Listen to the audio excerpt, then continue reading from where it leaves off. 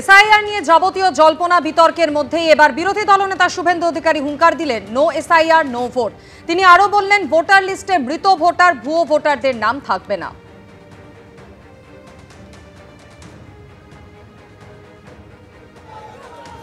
No SIR no election. किसका नाम voter list में नहीं रहेगा, जो डेथ वोटर, फर्जी वोटर, और डेथ वोटर का बीएलओ से स्लिप लेकर 7 चरण 8 चरण के चुनाव होता है। ये लोग शाम को 4 से 6 बजे तक कैमरा बंद करके प्रॉक्सी वोट देता है। हर बूथ में एक वोटर का नाम वोटर लिस्ट में नहीं रहेगा। আর শুভেন্দু অধিকারীর এই মন্তব্যের পরিপ্রেক্ষিতে তৃণমূল কংগ্রেস মুখপাত্র অরূপ চক্রবর্তী তিনি বলছেন যে Suvendu Adhikari no SIR no vote এই আওয়াজ তুলেছেন কারণ এসআইআর এর নামে ভোট চুরি না করলে পশ্চিমবঙ্গে জিতবে না বিজেপি। শুনুন। এই বাংলায় ভোট হলে বিজেপির ভরাডুবি করবে, ওই জন্য নিজেই নিজের টার্গেট কমাচ্ছেন। গতবার বলেছিলেন আপকি বার 200 পার, এবার 180 দিয়ে শুরু করেছিলেন, কমতে কমতে এখন 150 হয়ে 148-এ নেমেছেন। উনি নিজে খুব ভালো মতো জানেন ভোট হলে বিজেপি 48ও পেরোবে না, অর্থাৎ এই রাজ্য থেকে রাজ্যসভায় সাংসদ পাঠাতে পারবে না। এমনকি লিডার অফ অপোজিশন পোস্ট পাওয়ার জন্য যে 30টা আসন প্রয়োজন সেটুকুও পাবেন কিনা সন্দেহ। সেই জায়গায় দাঁড়িয়ে no SIR no vote, election commission সারা ভারতবর্ষে চুরি করে বিজেপিকে জেতাচ্ছে। এখানেও যদি চুরি না করে বিজেপি জিতবে না, সেটা শুভেন্দু অধিকারী নিজেই সার্টিফাই করে দিচ্ছেন। মৃত ভোটারের নাম ন্যাচারাল প্রসেসেই বাদ যায়। এইটার সঙ্গে এসআইআর এর নাম করে যেভাবে পরিযায়ী শ্রমিকদের নাম বাদ দেওয়া হচ্ছে, মাইনরিটিদের নাম বাদ দেওয়া হচ্ছে, দলিতদের নাম বাদ দেওয়া হচ্ছে, সেটা পরিষ্কার সাইলেন্ট ইনভিজিবল রিগিং বা সিস্টেম্যাটিক ইনভিজিবল রিগিং। এই রিগিং না করলে বিজেপি জিতবে না, সেটা শুভেন্দু সবচেয়ে ভালো মতো জানে। তাই জন্য হারার আগে অজুহাত তৈরি করা, আর নইলে নাচতে না জানলে উঠোন বেঁকা। নো এসআইআর নো ভোট কথার অর্থ হচ্ছে যদি ভোট হয় তাহলে বিজেপির ভরাডুবি অবশ্যম্ভাবী। এটাই শুভেন্দু অধিকারী নিজের মুখে আজকে স্বীকার করলেন। প্রায় 300 পদক ফিরে পেলেও এখনো খোঁজ পাওয়া গেল না সাঁতারু বুলা চৌধুরীর চুরি যাওয়া পদ্মশ্রীর। তার হিন্দ মোটরের বাড়ি থেকে চুরি যাওয়া 295টি পদক উদ্ধার করল পুলিশ। গ্রেফতার করা হয়েছে একজনকে।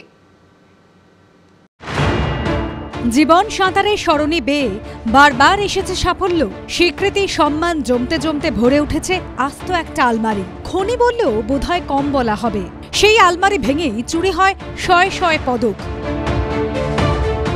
সাঁতারু বুলা চৌধুরীর হিন্দ মোটরের বাড়ি থেকে চুরি যাওয়া 295টি পদকই উদ্ধার করল পুলিশ, যার মধ্যে রয়েছে একটি সোনার মেডেলও। যদিও এখনো খোঁজ পাওয়া যায়নি বুলা চৌধুরীর পদ্মশ্রী স্মারক এবং সাফ গেমসের 5টি সোনার মেডেল। গ্রেফতার করা হলো একজনকে। এই বাড়িতে উনি মাঝে মাঝে আসতেন, মাননীয় বুলা চৌধুরী আসেন মাসে একবার। তো সেই বন্ধ বাড়িতে যেটা খবর পাওয়া যাচ্ছে যে 12 থেকে 14 তারিখ এই টাইমের মধ্যে চুরিটা হয়েছিল। আমরা এই ঘটনার তদন্তে নেমে 24 ঘন্টার মধ্যে ওনার যে চুরি যাওয়া সামগ্রী আপনারা দেখতে পাচ্ছেন এই মেডেলগুলো, তো সেই 295 মেডেলস আমরা উদ্ধার করেছি। কৃষ্ণা চৌধুরী নামে একজন চোরকে আমরা ধরেছি। অনেকটা উদ্ধার করেছে। আমার সাব গেমসের মেডেলটা আমি যেটা দেখলাম একটা আমি পেয়েছি, খালি 5টা এখনো বাকি আছে, এখনো ওনারা এখনো পাননি। আমি আশা করছি ওটাও খুঁজে দেবে। তো সুতরাং অনেক মেডেল এখনো বাকি আছে, কিন্তু যেগুলো উদ্ধার করেছে আমি তাতে অনেক খুশি। পদ্মশ্রী যে ব্যাপারটা আসছে ওইটার এখনো খোঁজ চলছে, আমি আশা করছি যে ওটাও আমি পেয়ে যাবো। এত তাড়াতাড়ি ওনারা এটা করেছেন, মানে আমি আপনাদের মাধ্যমে যে ক্ষোভ প্রকাশ করেছিলাম সেটা অনেকটা আমার কমেছে এবং আমি এখন ধন্যবাদ জানাচ্ছি। গত 15ই আগস্ট বুলা চৌধুরীর হিন্দ মোটরের বাড়ি থেকে চুরি যায় তার সমস্ত পদক। বাড়ির পিছনে দরজা ভেঙে চুরি করে নিয়ে যাওয়া হয় সাঁতারুর সমস্ত পুরস্কার। সেই সময় হিন্দ মোটরের বাড়িতে ছিলেন না তিনি। শুক্রবার সকালে স্থানীয়দের একাংশ তাঁকে ফোন করে জানান যে তাঁর বাড়ির পিছনে দরজা ভাঙা হয়েছে। তারপর জানাজানি হয় চুরির ঘটনা। কান্নায় ভেঙে পড়েন সাঁতারু। 48 ঘন্টার মধ্যে তার চুরি হওয়া পুরস্কার উদ্ধার করল পুলিশ। গ্রেফতার করা হয়েছে কৃষ্ণা চৌধুরী নামে রিসরার বাসিন্দা 19 বছরের এক যুবককে। পুলিশ সূত্রে খবর, ধৃত যুবক পেশায় ফেরিওয়ালা, পুরনো জিনিস কেনাবেচার কাজ করে। সেই সূত্রে এলাকায় তার আসা যাওয়া ছিল। বেশ কিছুদিন বুলা চৌধুরীর বাড়িতে কেউ না থাকায় ভালো করে রেকি করে ওই যুবক। তারপর সিসি ক্যামেরা ঢাকা দিয়ে 12 এবং 14 তারিখ চুরি করে। এই নিয়ে তৃতীয়বার বুলা চৌধুরীর বাড়িতে ঘটল চুরির ঘটনা। এর আগে 2014 সালে তাঁর বাড়িতে দুবার চুরি হয়। এবারের ঘটনায় ধৃত ফেরিওয়ালার সঙ্গে আর কেউ জড়িত রয়েছে কিনা তা খতিয়ে দেখা হচ্ছে। সৌমিত্র রায় ও সৌরভ বন্দ্যোপাধ্যায়ের রিপোর্ট, এবিপি আনন্দ।